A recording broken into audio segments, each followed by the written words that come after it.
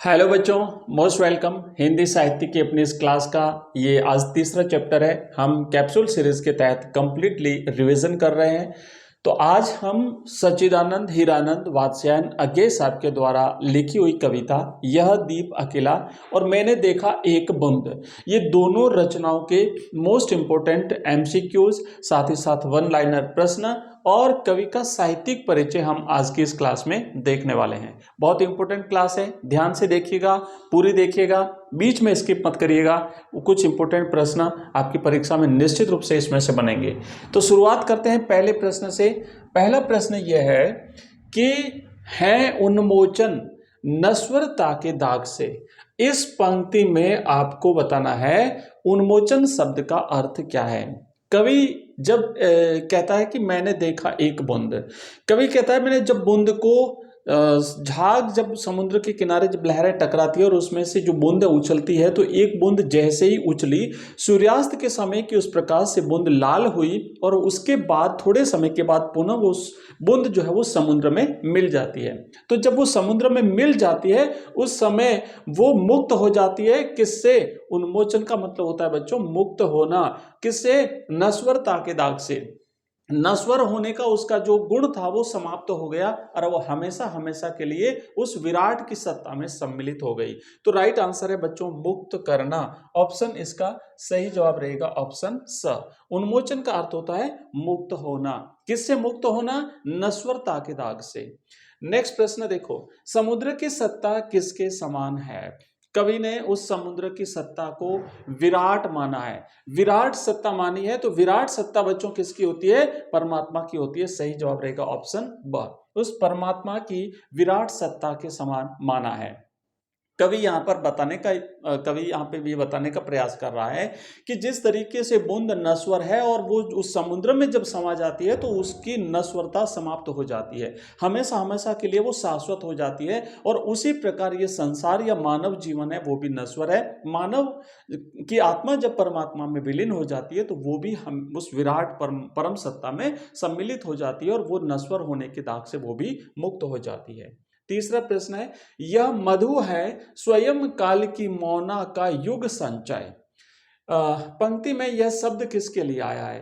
पंक्ति में यह शब्द बच्चों मधु शब्द किसके लिए आया है? मधु शब्द किसके लिए आया है? कवि ने मधु किसे कहा है? कवि कहता है ये मधु है ना, स्वयं काल की मौना का युग संचय, बहुत लंबे समय तक इसे संचित करके बनाया है।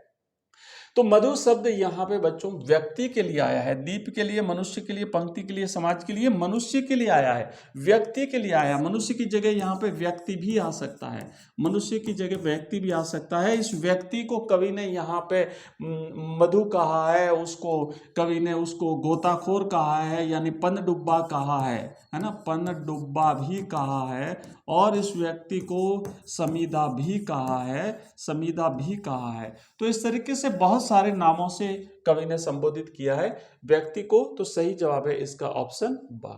नेक्स्ट प्रश्न देखिए अगला है कि कवि ने जीवन को कैसा माना है। मैंने देखा एक बूंद कविता के माध्यम से आपको बताना है बच्चों कि जीवन को कवि ने नश्वर माना है, क्षणभंगुर माना है। क्षणभंगुर माना है, क्षणभंगुर मतलब थोड़े समय के लिए अस्तित्व में रहता है। जैसे बूंद जो है वो क्षणभंगुर है, थोड़े समय अस्तित्व में रही, झाग जैसे ही टकराई न, लहरें टकराई, झाग हुए, बूंद उछली, थोड़े समय अस्तित्व में रही, सूर्य की प्रकाश से लाल हुई और पुनः समुद्र में विलीन हो गई।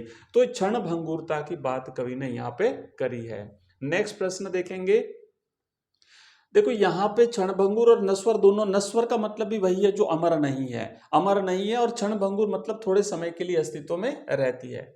अगला क्वेश्चन है कि कवि ने दीप को स्नेह भरा, गर्व भरा है मदमाता। तो गर्व भरा क्यों कहा है? गर्व से भरा हुआ, अहम से भरा हुआ क्यों है? क्योंकि व्यक्ति के अहम भाव के कारण, व्यक्ति में अहम भाव आ जाता है तो उसके कारण उसे गर्व भरा हुआ कहा है, स्नेह से भरा हुआ, गर्व से भरा हुआ कहा है। नेक्स्ट पांचवा प्रश्न है कि समिधा के लिए दिए गए विकल्पों में उचित विकल्प का चयन कीजिए। तो समिधा का मतलब होता है बच्चों, समिधा का मतलब होता है हवन की सामग्री जो स्वयं जलती है, स्वयं जलती है और दूसरों को लाभ पहुंचाती है, स्वयं जल करके दूसरों का कल्याण करती है। तो ये व्यक्ति भी समिधा के समान है, स्वयं तकलीफ उठाता है, और दूसरों को जो है वो उपयोगी बनता है दूसरों के लिए। तो सही जवाब रहेगा हवन की सामग्री। नेक्स्ट प्रश्न है, ये दीप पंक्ति को दे दो से कवि का क्या आशय है? कवि कौन से दीप को पंक्ति को देना चाहता है, मतलब कि उस पंक्ति में शामिल करना चाहता है। तो वो दीपक व्यक्ति और व्यक्ति को समूह में शामिल करना। सही जवाब रहेगा इसका ऑप्शन घ। नेक्स्ट प्रश्न है, 8वां प्रश्न है, अज्ञेय का पूरा नाम बताइए। कई बार पूछा जाता है। अज्ञेय साहब का बच्चों साहित्यिक परिचय भी याद करना, मैं भी बताऊंगा आपको इसी क्लास में। मोस्ट इंपोर्टेंट है अज्ञेय साहब का साहित्यिक परिचय। ट्रिक के साथ मैं आपको थोड़ा सा सही ढंग से इस तरीके से बताऊंगा कि याद हो जाएगा। जितना बताऊंगा उसका अगर आप एक बार या दो बार पढ़ते हो तो 80% याद हो जाएगा, और उसमें से अगर आपने 60% भी परीक्षा में लिख दिया तो पूरे नंबर आपको मिलेंगे। तो इनका पूरा नाम है सच्चिदानंद हीरानंद वात्स्यायन अज्ञेय। अज्ञेय नाम से इन्होंने साहित्यिक रचनाएं लिखी है, तो इनका नाम है सच्चिदानंद हीरानंद वात्स्यायन अज्ञेय। नेक्स्ट प्रश्न है हमारा 9वां, पनडुब्बा का क्या कार्य है? पनडुब्बे का कार्य होता है समुद्र में गहरा जाकर के उतर करके जो है वो मोती की खोज करना। तो राइट आंसर रहेगा बच्चों सच्चे मोती की खोज करने वाला, गहराई में उतर करके, समुद्र में उतर करके। अगला क्वेश्चन 10वां है, अकेले दीप के लिए क्या कामना की गई है? तो अकेला दीप जो होता है उससे ये कामना की गई है कि दीप जो है वो समाज में पंक्तिबद्ध करने की, उस पंक्ति में शामिल हो जाए तो उसकी और शोभा उसकी और बढ़ जाएगी। तो इस प्रकार जो अकेला व्यक्ति उसको अगर समाज के साथ जोड़ दिया जाए तो समाज के लिए वो और ज्यादा उपयोगी हो जाएगा। नेक्स्ट प्रश्न है, मुझको दिख गया सोने विराट के सम्मुख, और पंक्ति में कवि को क्या दिखाई दिया? तो कवि यहाँ पे ये कहता है कि उस सोने विराट के सम्मुख, मतलब इस विशाल समुद्र के सामने मुझे एक छोटी सी बूंद जो है वो दिखाई देती है। तो वहां पे समुद्र से अलग हुई एक बूंद कवि को दिखाई दी थी। राइट आंसर रहेगा ऑप्शन द। अब हम करेंगे लघुतरात्मक अति लघुतरात्मक प्रश्न। यह दीप अकेला कविता अज्ञेय के किस काव्य संग्रह से लिए हैं? इनकी दो रचनाएं हमारे सिलेबस में है, एक तो है यह दीप अकेला और दूसरा है मैंने देखा एक बूंद। तो यह दीप अकेला जो है वो उनकी रचना बच्चों बावरा अहेरी जो इनकी रचना है उससे ली गई है। यह दीप अकेला कविता अज्ञेय के बावरा अहेरी नामक काव्य संग्रह से ली गई है। याद रखना, इसको तो नोट कर लीजिए आप, ऑब्जेक्टिव में प्रश्न आ सकता है। यह दीप अकेला कविता उनके बावरा अहेरी। और इनकी दूसरी रचना जो है, इनकी दूसरी रचना है बच्चों मैंने देखा एक बूंद। मैंने देखा एक बूंद कविता अज्ञेय के किस काव्य संकलन से संकलित है? तो मैंने देखा एक बूंद कविता अज्ञेय के अरे ओ करुणा प्रभामय काव्य संग्रह से संकलित है। तो दोनों रचनाएं देखिए, अगर पूछा जाता है कि इनकी रचना जो है मैंने देखा एक बूंद कहां से ली है, तो आपको लिखना है अरि ओ करुणा प्रभामय। और अगर इनकी पहली वाली रचना अगर पूछा जाता है यह दीप अकेला, तो आपको लिखना बावरा अहेरी। नेक्स्ट प्रश्न देखिए, अगला है 13 के बाद 14 प्रश्न। विराट का साथ मिलने पर व्यक्तित्व कैसा हो जाता है? भाई अगर विराट में सम्मिलित हो जाए, कोई विराट का साथ मिल जाए तो हमेशा हमेशा के लिए नश्वरता के दाग से मुक्त हो जाता है। तो विराट का साथ मिलने पर व्यक्तित्व शाश्वत हो जाता है, नश्वरता के दाग से मुक्त हो जाता है। शाश्वत का मतलब जो सदा रहने वाला है, जो अमर है, जो हमेशा है, जो कभी मिटेगा नहीं, तो वो कैसा हो जाता है? शाश्वत हो जाता है, या नश्वरता के दाग से मुक्त हो जाता है उन्मोचन नश्वरता के दाग से। नेक्स्ट प्रश्न है 15वां, यह दीप अकेला कविता में क्या संदेश दिया गया है? तो इस कविता में कवि ने संदेश दिया है व्यक्तिगत सत्ता को सामाजिक सत्ता से जोड़ना। याद रखना, एक ही पंक्ति में इस कविता का मुख्य संदेश क्या है? कवि कहता है ना दीप को इसे भी पंक्ति को दे दो, मतलब इस व्यक्तिगत सत्ता को सामाजिक सत्ता से जोड़ दो ताकि इसका भी महत्व बढ़ जाएगा और समाज को भी फायदा हो जाएगा। अगला क्वेश्चन है मैंने देखा एक बूंद कविता से कवि का क्या अभिप्राय? अब दोनों जो कविता है ना, दोनों कविताओं से इसी प्रकार का प्रश्न बन सकता है। तो उसका क्या तात्पर्य था? उसका था व्यक्तिगत सत्ता को सामाजिक सत्ता के साथ जोड़ देना, लेकिन इसका था कि अज्ञेय ने कहा है समुद्र से अलग हुई एक बूंद की क्षण भंगुरता की व्याख्या की गई है, क्षणिकता की, उसकी थोड़े समय अस्तित्व में रहने की व्याख्या की गई है।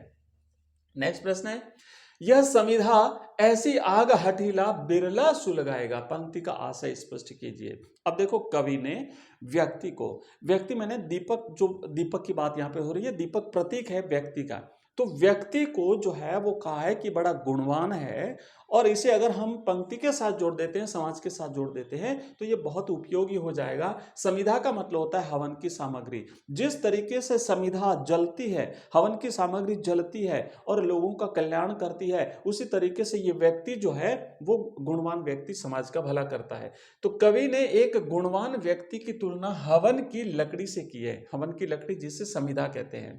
जैसे हवन की लकड़ी जल करके लोगों को लाभ पहुंचाती है, उसी प्रकार एक गुणवान व्यक्ति भी लोगों को लाभ पहुंचाता है।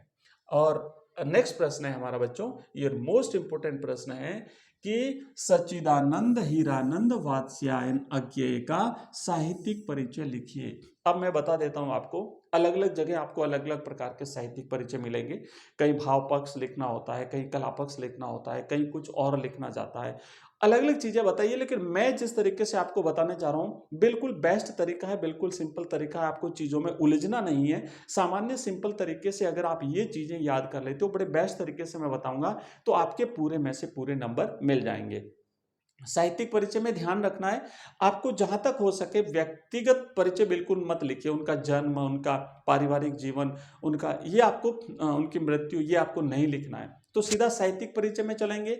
बात करेंगे कि सबसे पहले ना संक्षिप्त में 1, 2, 3 लाइन में थोड़ा सा कवि के वास्तविक वो जो उनका जो साहित्यिक जो क्षेत्र है उसके बारे में बता दीजिए कि भाई इन्होंने किस प्रकार की रचनाएं लिखी है। उसके बाद इनकी कुछ रचनाओं के नाम लिखेंगे, इनको मिले कुछ पुरस्कार वगैरह जो है उनके नाम लिखेंगे। तो इस तरीके से इनका साहित्यिक परिचय हो जाएगा। जहां तक अज्ञेय साहब की बात है, तो अज्ञेय साहब यानी इन्होंने अज्ञेय नाम से साहित्यिक रचनाएं करी है। तो हम यहीं से शुरुआत करेंगे कि अज्ञेय के नाम से प्रसिद्ध, या ऐसा भी लिख सकते हैं कि अज्ञेय के नाम से साहित्यिक रचनाएं लिखने वाले सच्चिदानंद हीरानंद वात्स्यायन हिंदी साहित्य की प्रमुख कवि, कथाकार, निबंधकार और उपन्यासकार थे। अब देखो इतनी सारी जानकारी हमने सिर्फ 2 लाइन में दे दी। हम अगर ऐसा भी लिख सकते थे सच्चिदानंद हीरानंद वात्स्यायन अज्ञेय हिंदी साहित्य में एक प्रमुख कवि रहे हैं, ये कथाकार भी रहे हैं, साथ ही साथ ये निबंधकार, इन्होंने निबंध भी लिखे हैं, उपन्यासकार भी रहे हैं, ये बहुत बहुमुखी प्रतिभा के धनी रहे हैं। हम ऐसे 4, 5, 6 लाइनें लिखते, इससे बढ़िया हमने संक्षिप्त में इतनी सारी जानकारी, इसे कहते हैं गागर में सागर भरना, कम शब्दों में ज्यादा जानकारी देनी। तो शुरुआत करेंगे कि या आप डायरेक्ट लिख सकते हैं सच्चिदानंद हीरानंद वात्स्यायन अज्ञेय हिंदी साहित्य में एक प्रमुख कवि, निबंधकार, उपन्यासकार, कथाकार के नाम से जाने जाते हैं। आगे आपको लिखना है इन्होंने हिंदी साहित्य में नई कविता और प्रयोगवादी आंदोलन को जन्म दिया। ये इंपॉर्टेंट चीजें ध्यान रखना है इनकी, ये 2 चीजें याद करिए। देखो पहली चीज तो आपने याद कर ली ना, यहां से एक तो इनका नाम, पूरा नाम लिखना है, और ये बहुमुखी प्रतिभा के धनी थे। इन्होंने कविताएं भी लिखी, निबंध भी लिखे, उपन्यास भी लिखे, कथाकार भी रहे। ये सारी चीजें आपको पहली पंक्ति में तो ये लिख दी, और दूसरी पंक्ति में लिख दी इन्होंने 2 नए आंदोलनों को शुरू किया है। वो आंदोलन क्या है? एक तो नई कविता और एक है प्रयोगवाद। आपको याद होगा हिंदी में छायावाद, जैसे यहाँ पे मैंने लिखा है कि अज्ञेय को हिंदी साहित्य में छायावाद के बाद, छायावाद तो आप आधुनिक काल की बात करते हैं, हम हिंदी साहित्य में आधुनिक काल में छायावाद आता है, और छायावाद के बाद में फिर नई कविता आंदोलन, और उसके बाद फिर प्रयोगवादी आंदोलन आता है। तो ये दोनों के बीच की कड़ी रहे हैं। तो नई कविता आंदोलन को इन्होंने जन्म तो नहीं दिया, लेकिन उसके बाद जो प्रयोगवाद है ना, प्रयोगवाद को इन्होंने जन्म दिया था। तो ये दोनों के बीच की कड़ी रहे हैं, आंदोलन के बीच की कड़ी माना जाता है, इनके ये संक्रमण काल माना जाता है। आगे देखेंगे हम, देखो इनके अब इनके साहित्यिक रचनाएं, हम सीधे इनके साहित्यिक विशेषताओं पर चलेंगे। पहला तो है प्रयोगवाद के प्रवर्तक। नई कविता के बाद प्रयोगवाद आता है। अज्ञेय ने हिंदी साहित्य में प्रयोगवाद की नींव रखी, और उनकी रचनाओं में जीवन और समाज के विविध पहलुओं का सूक्ष्म चित्रण मिलता है। आप अगर ये नहीं भी लिखो ना, पीछे वाली लाइनें अगर नहीं भी लिखो, तो आप यहां से लिख सकते हो प्रयोगवाद के प्रवर्तक, और साथ ही साथ नई कविता की विशेषताएं भी इनकी कविताओं में मिलती है ना। तो कविता में नवीनता मतलब क्या है? इन्होंने व्यक्ति स्वतंत्रता पर बल दिया अपनी कविताओं में। तो उनकी कविताओं में स्वतंत्रता, मानवतावाद और प्रकृति का गहन चित्रण मिलता है। 3 चीजें आपको ध्यान रखना है, इनकी कविताओं में नवीनता का प्रयोग हुआ है। नवीनता कैसे? नवीनता क्यों? क्योंकि ये नई कविता और साथ ही साथ जो प्रयोगवाद था, तो उनके बीच की ये कड़ी रहे हैं। तो बच्चों अभी आज की इस क्लास में इतना ही, फिर मिलेंगे हम नेक्स्ट चैप्टर के साथ, थोड़ा सा इनकी रचना वगैरह जो मैं आपको अगली क्लास में बताऊंगा। ठीक है, धन्यवाद।